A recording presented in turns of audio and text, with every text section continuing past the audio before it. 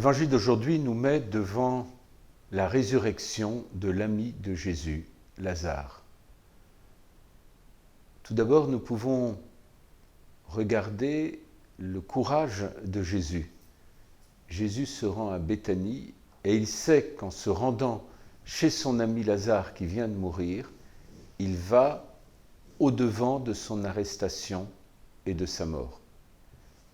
Et donc c'est vraiment un acte par lequel il assume l'amitié plus que le risque. Il sait que sur ce chemin, on va vouloir le mettre à mort, mais il sait que pour son ami, il veut venir le rejoindre. Et devant la mort de son ami Lazare, Jésus pleure. Et les pleurs du Christ sont les pleurs à la fois de l'humanité qui ne consentira jamais à la mort, mais les pleurs du Christ sont aussi les pleurs du Seigneur devant ce qui détruit l'homme et devant ce que Dieu n'a pas voulu en créant l'homme à son image et à sa ressemblance.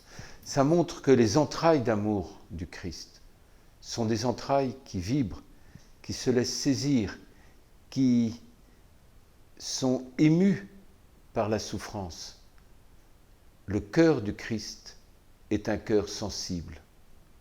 Et en voyant ces pleurs du Christ, nous sommes à la fois rejoints dans toute nos tristesses, dans tous nos deuils, mais aussi nous pouvons demander au Seigneur d'avoir un cœur capable d'être sensible, un cœur qui renonce à l'indifférence dans la relation pour avoir un cœur capable d'amour, un cœur de chair.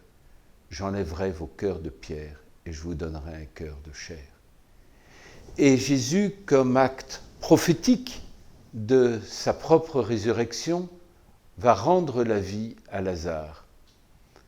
Cette manière dont il rend la vie à Lazare, cela nous fait entrer dans la démarche de nos catéchumènes, des centaines de catéchumènes de par la France, qui, durant la nuit de Pâques, vont renaître à une vie nouvelle. Mais nous aussi, lors de la nuit pascale, nous sommes comme replongés dans les eaux de notre baptême. C'est un jour où nous pouvons renaître à une vie nouvelle. L'homme n'est jamais l'esclave de son passé, l'homme est le sujet de son avenir. Avec ce qu'il est, avec ce qu'il a marqué, mais c'est son avenir qu'il doit construire, c'est la nouveauté de sa vie.